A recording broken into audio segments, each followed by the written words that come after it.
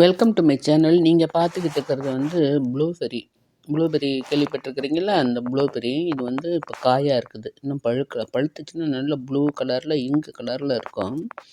இந்த பழம் வந்து விதைகள் மூலம் தான் இந்த செடி பரவக்கூடியது. நம்ம விதை எடுத்து நல்லா பாட்டில் நல்ல மண் கலவை சரியாக இருந்துச்சுன்னா அந்த செடி நல்லா முளைச்சி வந்துடும். இங்கே பாருங்கள் எவ்வளோ இப்போ காய் காய்ச்சிருக்குன்னு. இன்னும் பழுக்கலை. பூக்கள் வந்து வெள்ளை நிறமாக இருக்கும்.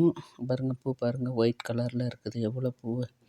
இந்த வீடியோ வந்து நான் எங்கே எடுத்தேன்னா, வால்மார்ட்டில் கார்டன் செக்ஷனில் செடி வாங்க போயிருந்தோம். அப்போ வந்து அமெரிக்காவில் இது இங்கே எடுத்தோம். பாருங்கள், அவ்வளோ அழகாக இருக்குது. நம்ம மாதுளை மாதிரி தான் இருக்குது பார்த்தா. சின்ன குட்டி மாதுளம் எப்படி இருக்கும், அந்த வாய்ப்பகுதியெல்லாம் அந்த மாதிரி தான் இருக்குது. பட் இது நல்லா டேஸ்ட்டான பழம். இங்கே ப்ளூபெர்ரி வந்து குழந்தைங்கள்லேருந்து பெரியவங்க வரை நல்லா லைக் பண்ணி சாப்பிட்றாங்க. எல்லாருமே நம்மளே தான் லைக் பண்ணி சாப்பிட்றோம். கிடைச்சா எல்லாருமே தான் சாப்பிடுவோம். பாருங்கள், பூ எப்படியும் கொத்து கொத்தாக பூத்துருக்குது. இந்த செடியோட ரேட்டு வந்து என்ன தெரியுங்களா?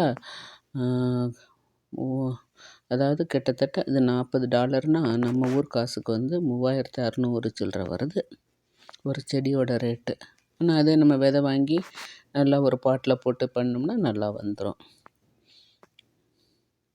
இன்னும் கிளைமேட் வந்து நமக்கு ஊட்டி, கொடைக்கானல் அந்த மாதிரி கிளைமேட்டில் இருக்கணும். பனி நல்லா இருக்கணும், வெயில் அதிகமாக இருக்கக்கூடாது. உங்களுக்கு என்னோடய வீடியோ பிடிச்சிருந்துச்சின்னா லைக் பண்ணுங்கள், ஷேர் பண்ணுங்கள், சப்ஸ்கிரைப் பண்ணுங்கள். தேங்க்யூ.